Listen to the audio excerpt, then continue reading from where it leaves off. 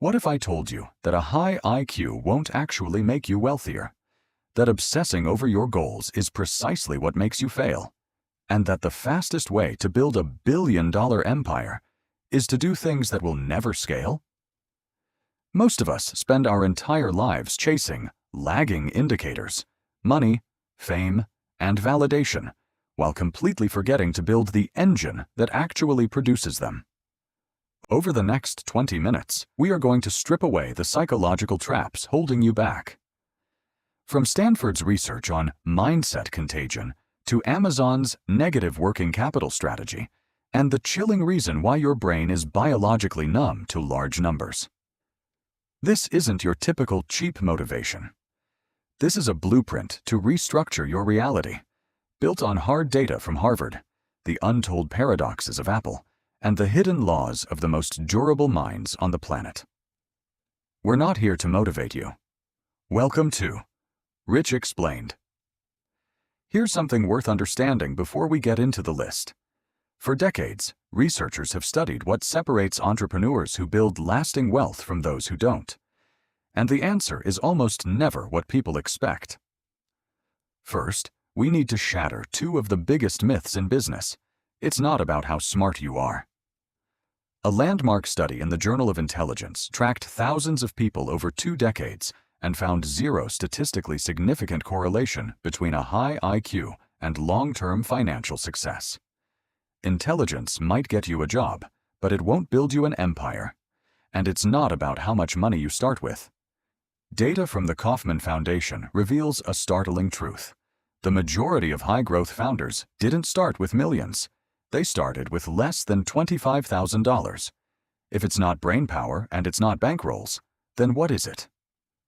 The data points to one thing: a cluster of mental frameworks. These are specific ways of interpreting risk, failure, and timing that the elite 1% share, but almost nobody explicitly teaches. These aren't inspirational quotes to put on your wall. They are cognitive tools, the kind that change what you see when you look at the same situation everyone else is looking at. And today, we're breaking down the 13 most powerful ones. Number 1. Don't let anyone tell you it can be done. Successful entrepreneurs consistently report that the most damaging voices in their early journeys weren't critics. They were people who genuinely cared about them. Stanford psychologist Carol Dweck has shown that a fixed mindset isn't just internal, it's contagious. People trapped by their own perceived limits often unconsciously project those fears onto you, usually disguising them as concern or being realistic. The truth is, being exposed to this skepticism when you're just starting out can cripple your confidence in ambitious goals. It's not that their logic is sound, it's that your brain gets tricked by a social signal, making you mistake their personal limitations for the reality of the world. When Steve Jobs was building the original Macintosh, engineers repeatedly told him that certain features were technically impossible on the timeline he demanded. His response, now documented in Walter Isaacson's biography, was to simply ignore the boundary and hold the expectation anyway. Several impossible features shipped. When someone tells you something can't be done, you're mostly learning about the limits of their imagination, not yours. Number 2. People don't buy what you do. They buy why you do it. Most founders spend their entire pitch obsessing over features, timelines, and market size. But the elite ones? They spend it explaining belief. This is the Golden Circle principle, popularized by Simon Sinek. It's backed by neuroscience. Our limbic brain, the seat of decision-making and loyalty, processes purpose and why, not data or specifications. While the neocortex analyzes the facts, the limbic system is what actually drives the action. Research suggests that stories are remembered up to 20 times or more than facts alone. According to findings in the Journal of Consumer Psychology, brand narratives built around a core why bypass logical resistance and trigger deep emotional engagement. This connection is the primary predictor of long-term retention, as customers don't just buy a product, they subscribe to a shared belief. Apple doesn't sell computers. It sells the belief that individuals with the right tools can change the world. That's why people line up outside stores for a product announcement. Your product is what you sell. Your why is what people buy. Most businesses only ever build the first one. Number 3. Perfect the experience for one person. Before you scale, the instinct in early-stage business is to reach as many people as possible, as quickly as possible. The counterintuitive reality is that premature scale is one of the most common causes of startup failure. The psychological trap here is what behavioral economists call scope insensitivity. Research by Professor Paul Slavich at the University of Oregon reveals that humans struggle to feel a proportional increase in motivation as numbers get larger. To our brains, one satisfied customer might feel less significant than 10, but that's a cognitive illusion. The truth is, we are hardwired to connect deeply with individuals, not crowds. When you focus on truly understanding one person, you gain qualitative insights and emotional resonance that 1,000 dry surveys could never provide. Brian Chesky, CEO of Airbnb, has famously described the company's early strategy as deliberately unscalable. In the beginning, he personally stayed in listings, met with hosts door to door, and manually improved individual experiences one at a time. The deep insights gained from that hands-on process became the bedrock of a company now valued in the tens of billions. Scale is the reward for getting one thing exactly right. Most people fail because they try to skip straight to the reward without doing the work that doesn't scale. Number 4. Define your worst-case scenario before you begin. Conventional wisdom says entrepreneurs need relentless optimism, but the data suggests the most durable ones practice something closer to the opposite. This is what Stoic philosophy calls negative visualization, and what modern psychology, through the research of Gabriele Oettingen at NYU, has validated as mental contrasting. Her work reveals that people who vividly pre-experience obstacles alongside their goals are significantly more likely to persist than those who purely visualize success. Once you've mentally processed the worst outcome, it loses its power to paralyze you. The threat becomes a known variable instead of an unknown fear. Tim Ferriss describes his core practice as fear setting. Instead of just goal setting, he explicitly writes down the worst realistic outcomes of a decision and asks, could I recover? How long would it take? What's the actual cost? In almost every case, the exercise reveals a startling truth. The real-world risk is far smaller than the paralyzing one we've built up in our minds. As Ferriss puts it, we suffer more in our imagination than in reality. Optimism helps you start. Knowing your worst case helps you finish. Number 5. Get customers to pay you before you build. Most entrepreneurs believe you need a finished product before you can charge for it. But the most capital-efficient businesses operate on the exact opposite logic. This is powered by what theorists call negative working capital, a structural advantage where customer payment precedes production costs. According to research from Harvard Business School, pre-revenue validation is the single strongest predictor of reaching profitability. Look at the giants. Tesla collected deposits years before delivery. Amazon Web Services sold capacity before the full infrastructure was live. Kickstarter built an entire economy on this one principle. A customer who pays before the product is finished isn't just funding you. They're giving you the most honest form of market research. Undeniable proof that the problem is real enough for them to part with their cash. If this is the first time a video about entrepreneurship has felt like it's actually explaining the mechanism instead of just repeating the advice, that's what this channel is built for. Subscribe to Rich Explained. Every video works the same way. We find what's actually happening underneath the surface of money, wealth, and the decisions that separate outcomes. Hit subscribe, and let's keep going. Number 6. The best leaders see themselves as assistants to the company. The traditional image of a CEO is someone who makes decisions, sets direction, and drives execution from the top. The leadership research tells a different story. The core of effective modern leadership is what psychologists call servant leadership. Pioneered by Robert Greenleaf and backed by decades of data, it proves that leaders who focus on removing obstacles for their team, rather than just dictating results, achieve measurably higher innovation and lower turnover. When Satya Nadella took over Microsoft in 2014, he famously shifted the role of CEO from commander to enabler. Under this philosophy, Microsoft's market cap skyrocketed from $300 billion to over $2 trillion in just 10 years. True power doesn't come from being above your people. It comes from making the people around you more capable. Number 7. Actively seek criticism. Especially from people who care about you. Most people share their ideas with those likely to validate them. But the world's most durable businesses are built by doing the exact opposite. The trap is what psychologists call motivated reasoning.